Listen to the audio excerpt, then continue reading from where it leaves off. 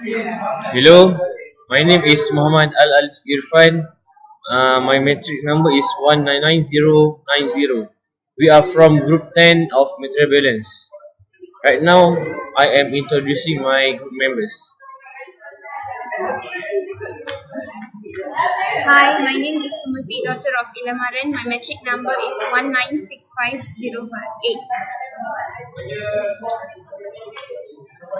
My name is Ujulin and my metric number is 199181. Hi, my name is Sumaya Hassan and my metric number is 191350.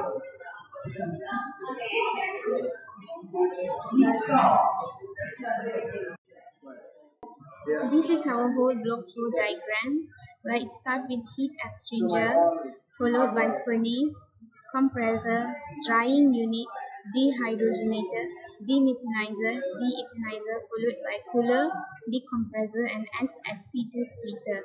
We are going to use raw material which is naphtha to produce 500 ton per month of ethylene.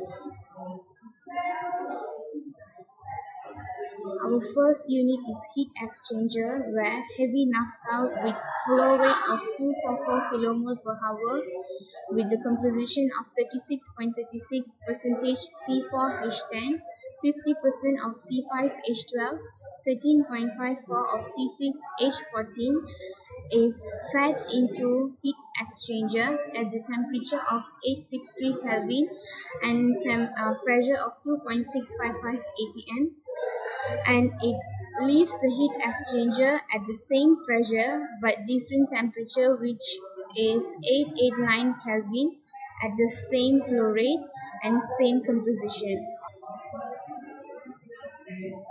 This unit is just to heat up the naphtha where to increase the temperature of the heavy naphtha. Next, followed by furnace. The outlet of heat exchanger is fed into furnace together with 465.855 kmol per hour of water. Water is added up in the furnace to dilute the heavy naphtha where it can reduce the coke formation. We use atomic balance to determine the outlet composition of the furnace, where this is the three equations we have used in this reactor. Furnace function of furnace is just uh, to heat the naphtha for cracking process. Heavy naphtha was cracked into these compositions at a flow rate of 761.453 kmol per hour at the outlet temperature at 1098 Kelvin at pressure of 5.026 atm.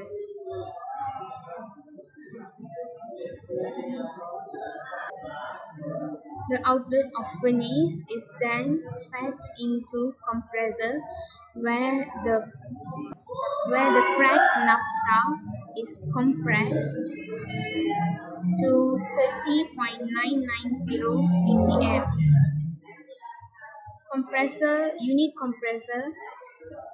Unit compressor just increase the pressure of the cracked naphtha. Then the unit is followed by dryer. So hi, my name is Irfan and my metric number is 199090. So for my part, I will brief about dryer. Dryer, actually, in my dryer, it removes about 100% of H2O. But in this column, it removes actually about 99.85% of H2O and some carbon monoxide.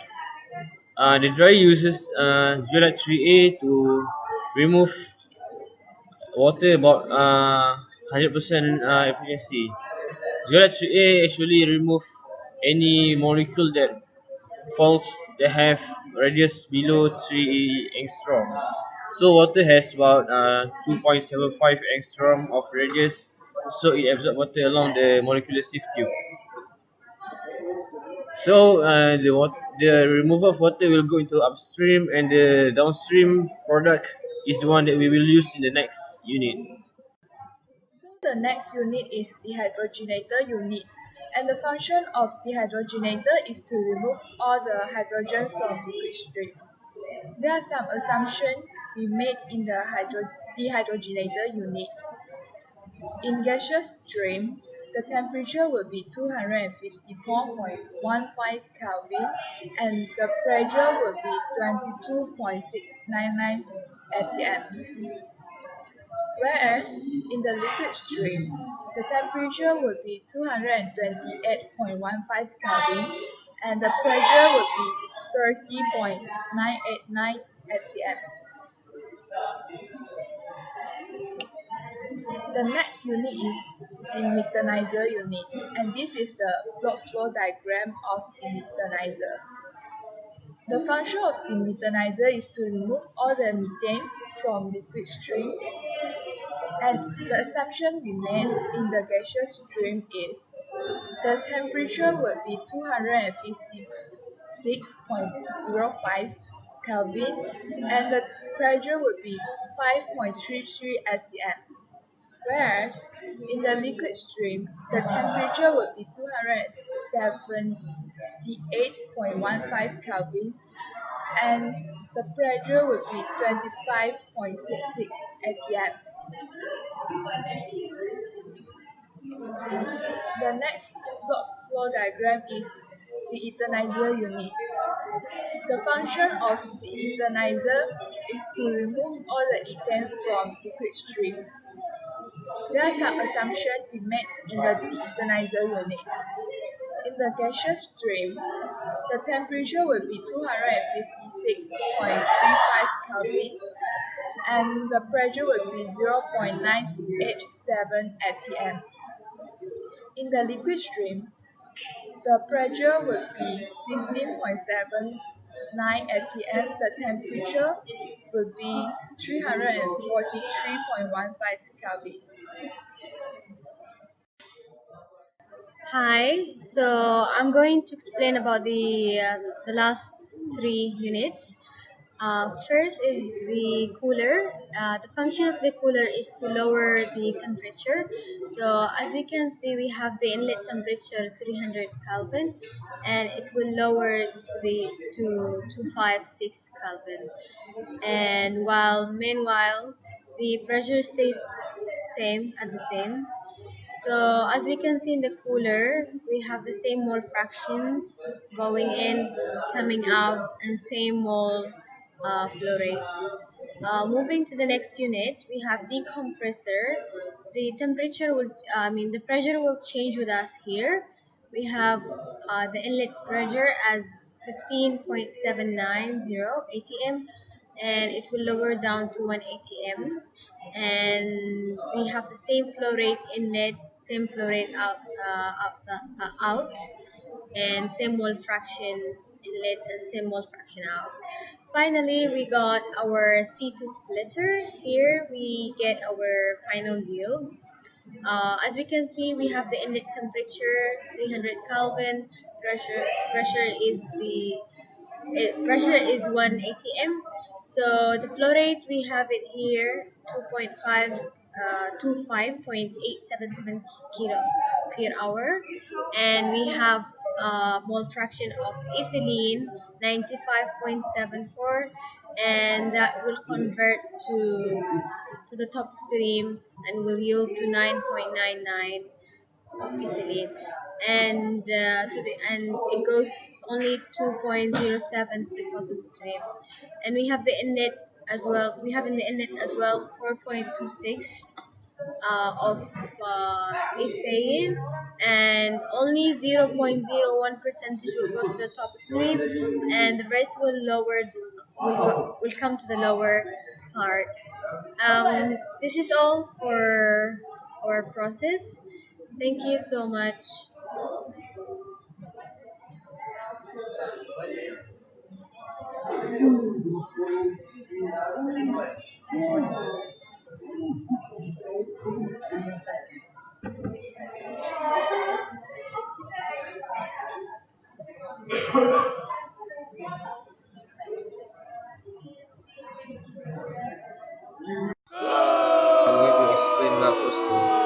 First, for the cost price of naphtha, which is the commodity of naphtha, the highest commodity is 2 to 7 to 5, and the lowest commodity is 395.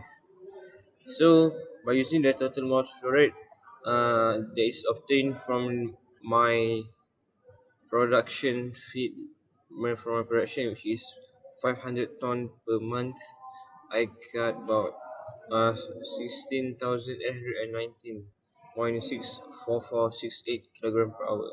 From that flow rate, I multiply it with the commodity, and for the maximum price, by multiplying it with the maximum commodity, I get about 8779851. And by using the lowest commodity, I obtained 4783505.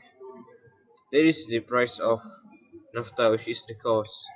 And right now, this is the price of ethylene, which is the selling cost. The maximum commodity of ethylene is 1841 USD dollar per metric ton, and the minimum is 847 per USD dollar per metric ton. And according to my total mass flow rate, which is 500 ton per month, for a month I obtain a revenue of 920500. Is the maximum one, and the minimum one is 423675, by using the minimum value of my commodity. And then the minimum price I got is from the selling price. I take the maximum minus the minimum cost price of naphtha, and I get negative profit. And for the maximum price, I use the minimum uh, minimum cost price of ethylene minus the, I'm sorry, the maximum cost price of ethylene minus the minimum cost price of naphtha. That is how my costing goes.